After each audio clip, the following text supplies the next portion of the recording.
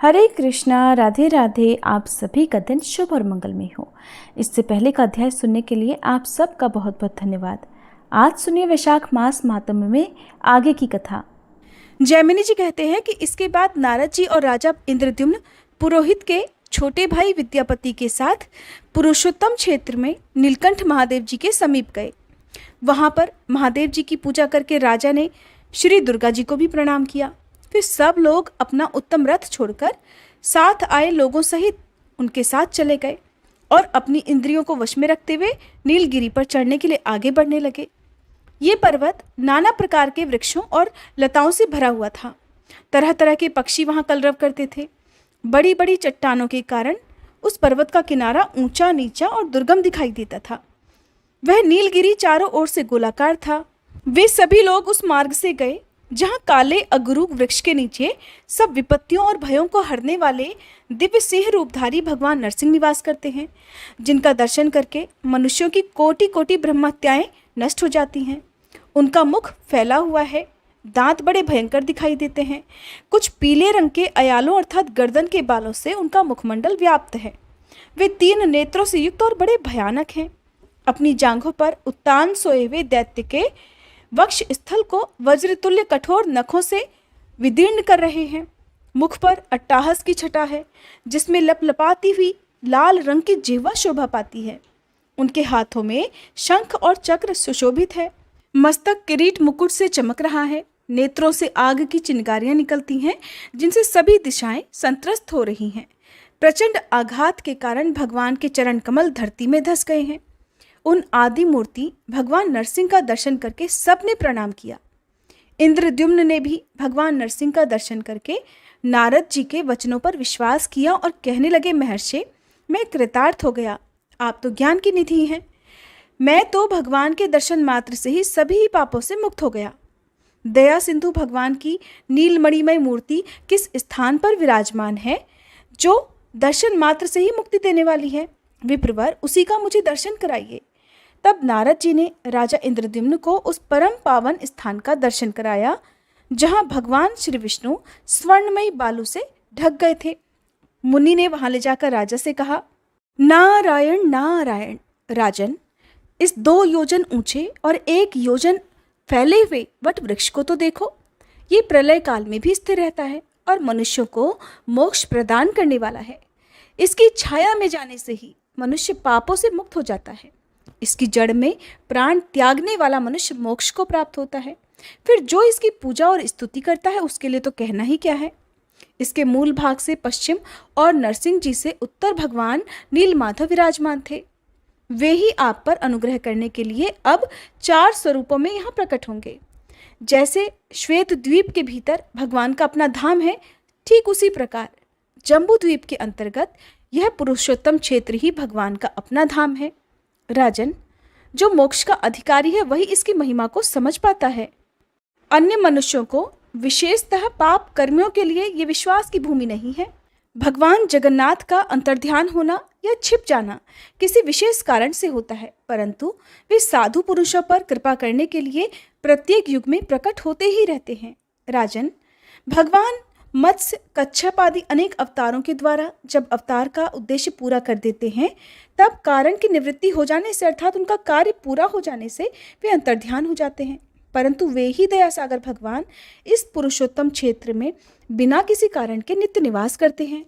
जैसे श्वेत द्वीप से जाकर भगवान विष्णु कहीं और अवतार लेते हैं, उसी प्रकार वहां रहते हुए भी वे द्वारिका, कांची और पुष्कर आदि में कृपा पूर्वक प्रकट हो जाते हैं। राजन, अनेकानेक तीर्थ, देश, क्षेत्र और मंदिरों में भगवान विराज रहे हैं। महात्मा नारद जी के दिखाए हुए उस स्थान को महाराज इंद्रद्युम्न ने साष्टांग प्रणाम किया और भगवान को वहां प्रत्यक्ष स्थित मानकर इस प्रकार उनकी स्तुति की, देव देव जगन्नाथ, शरणागतों की पीड़ा दूर करने वाले, हे कमल नयन नारायण, मैं भवसागर में डूबा हुआ हूँ, मेरा उद्धार कीजिए। परमेश्वर, एकमात्र आप ही दुख राशि का विध्वंस करने वाले हैं। शूद्र मनुष्य लेश मात्र सुख की इच्छा से शूद्र देवताओं की सेवा करते हैं। भगवान, आप भक्तिभाव से आराधना करने पर मनुष्यों को साक्षात मोक्ष प्रदान करने वाले हैं। अजामिल ब्राह्मण ने अपने वर्णाश्रमोचित कर्मों का परित्याग करके कौन सा पाप नहीं किया था। किंतु नाथ, वो भी तो आपके नाम का उच्चारण करने मात्र से ही मुक्त हो गया। आपके स्मरण मात्र से ही पाश हाथ में लेकर आए हुए यमदूतों ने उसे छोड़ दिया था। देवेश्वर, सभी शास्त्रीय उपाय आपके दर्शन के लिए ही बताए गए हैं। आपका साक्षात्कार हो जाने पर हृदय के सभी संशय नष्ट हो जाते हैं। उसी क्षण मनुष्य संदेह रहित हो जाता है। प्रभु, आप ही सबको आश्रय देने वाले हैं। मुझ दीन पर अनुग्रह कीजिए। मैं आपसे केवल इतनी ही भीख मांगता हूँ कि आपकी जो मूर्ति यहाँ विराजमान है उसका मैं इन नेत्रों से दर्शन करूँ। इसके सिवा मेरा दूसरा कोई भी प्रयोजन नहीं है। इस प्रकार हाथ जोड़े हुए राजा इंद्रद्युम्न ने भगवान मधुसूदन की स्तुति करके पृथ्वी पर लौटकर उन्हें साष्टांग प्रणाम किया। उस समय उनके नेत्रों में आंसू भर आए थे। ठीक उसी समय आकाशवाणी हुई, जिसे इंद्रद्युम्न ने भी सुना। राजन, चिंता ना करो, मैं तुम्हें प्रत्यक्ष दर्शन दूंगा। देवर्षि नारद ने श्री ब्रह्मा जी का जो वचन तुमसे कहा है, बस तुम उसके अनुसार ही कार्य करो। उस दिव्य वाणी को सुनकर राजा ने नारद जी से कहा, हे देवर्षि, आपने ब्रह्मा जी की आज्ञा से जो कुछ कहा था, इस आकाशवाणी ने भी बिल्कुल वही बात कही है।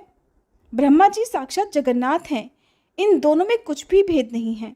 और आप ब्रह्मा जी के पुत्र हैं। आपका वचन भगवान का ही वचन है, इसलिए अब मुझे उसका प्रयत्नपूर्वक पालन अवश्य ही करना चाहिए। राजा की बात सुनकर नारद जी कहने लगे, राजन, चलो अब हम लोग भगवान नीलकंठ के पास चलें।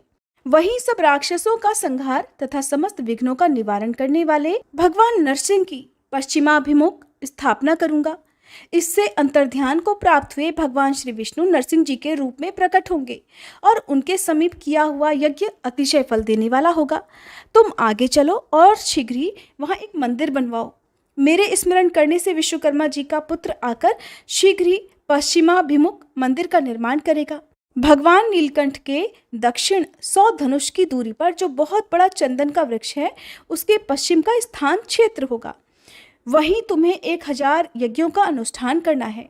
तुम अभी जाओ, मैं 5 दिनों तक अभी यहीं और ठहरूंगा और इन ज्योति स्वरूप अनंत शक्ति संपन्न दिव्य नरसिंह भगवान की आराधना करके एक अर्चा विग्रह में इनकी प्रतिष्ठा करूंगा।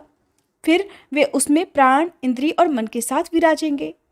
नारद जी की ये बात सुनकर राजा इंद्रद्युम्न चंदन वृक्ष के समीप गए। वहां उन्होंने विश्वकर्मा जी के पुत्र सुघटक को देखा। सुघटक राजा को देखकर हाथ जोड़कर बोले, देव, मैं शिल्प शास्त्र का ज्ञाता हूँ। इस समय आपके परम सुंदर नरसिंह भवन का निर्माण करूंगा। राजा बोले, आप कोई साधारण शिल्पी नहीं, विश्वकर्मा जी के पुत्र हो। ये नारद जी ने मुझे बता दिया है।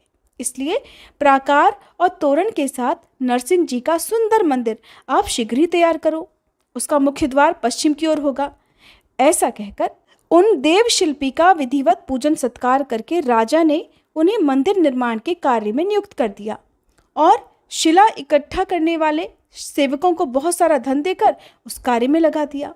वह सुंदर मंदिर हालांकि बहुत दिनों में बनने वाला था, फिर भी देव शिल्पी की महिमा से चौथे दिन में ही बनकर तैयार हो गया। इसके बाद 5वें दिन सवेरे नित्य कर्म के बाद प्रतिष्ठा विधि की सारी सामग्री एकत्रित करके जब राजा नारद जी के आने की प्रतीक्षा कर रहे थे, तभी शंख, मृदंग, ढोल, गीत, मंगल वाद्य तथा हाथियों के घंटों के शब्द अचानक सुनाई पड़े। साथ ही उच्च स्वर से जय जयकार का शब्द आकाश मंडल में गूंज उठा। इतने में ही नारद जी विश्वकर्मा जी की बनाई हुई सुंदर नरसिंह मूर्ति को लेकर वहां आ गए। तब तक उस मूर्ति में प्राण प्रतिष्ठा हो चुकी थी। मूर्ति ने दिव्यमाला और वस्त्र धारण किए हुए थे। उस पर दिव्य चंदन का अनुलेप किया गया था। वह सब ओर से तेज पुंज से व्याप्त थी और सबको हर्ष प्रदान करती थी। उसे देखकर राजा और उनके अनुयायी बहुत प्रसन्न हुए। सभी ने देवर्षि नारद जी की प्रशंसा की। फिर पास से देखकर उसमें नरसिंह जी की आकृति पहचानी और ये निश्चय किया कि यह आदि मूर्ति भगवान नरसिंह जी की प्रतिमा है। तब प्रसन्न हुए राजा इंद्रद्युम्न ने भगवान नरसिंह की परिक्रमा की और धरती पर मस्तक रखकर साष्टांग प्रणाम किया। इसके बाद राजा के अनुरोध से नारद मुनि ने भूदेवी और लक्ष्मी देवी के साथ देवाधिदेव भगवान नरसिंह की प्रतिमा को रत्नमयी वेदी पर शुभ मुहूर्त में स्थापित कराया। इसके बाद वैष्णव, ब्राह्मण, अन्य नरेशगण तथा बुद्धिमान नारद जी के साथ राजा इंद्रद्युम्न ने उपनिषदों और धर्मशास्त्री स्तोत्रों द्वारा बड़ी प्रसन्नता से भगवान की स्तुति की कि हे भगवान, आप एक अनेक स्थूल, सूक्ष्म तथा अत्यंत लघु शरीर धारण करते हैं। आप आकाश से परे होकर भी आकाश स्वरूप हैं। आपका रूप सदा एक समान रहता है अथवा आप अद्वितीय स्वरूप हैं। आपका आकार आकाश के समान सर्वव्यापी है। आप आकाश में स्थित हैं, आकाश पर आरूढ़ हैं। व्योमकेश शिव तथा पद्मयोनि ब्रह्मा जी भी आपके ही स्वरूप हैं। दिव्य नरसिंह रूप में प्रकट हुए हे परमात्मन, आपका तेज कई करोड़ सूर्यों के समान है। प्रभु, आप दुख रूपी समुद्र से मेरा उद्धार कीजिए। आप नित्य समीप हैं, दूर दूर से स्थित हैं, न दूर हैं न पास हैं, तथा बोध और बोध आपके ही स्वरूप हैं। दुखों का नाश करने के एकमात्र कारण होकर भी आप वस्तुतः कारण नहीं हैं। सबके संशयों को छिन्न भिन्न करने के लिए आप सबसे पहले प्रकट हुए हैं।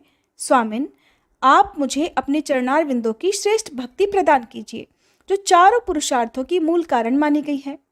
भक्तों के अभीष्ट मनोरथ की पूर्ति करने वाले आप भगवान नरसिंह की मैं शरण लेता हूँ।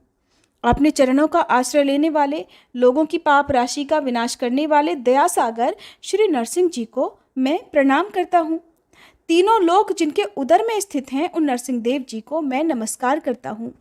दीनों पर दया करने वाले हे विष्णु, आपको नमस्कार है, नमस्कार है, नमस्कार है। आप मुझ अनाथ की रक्षा कीजिए।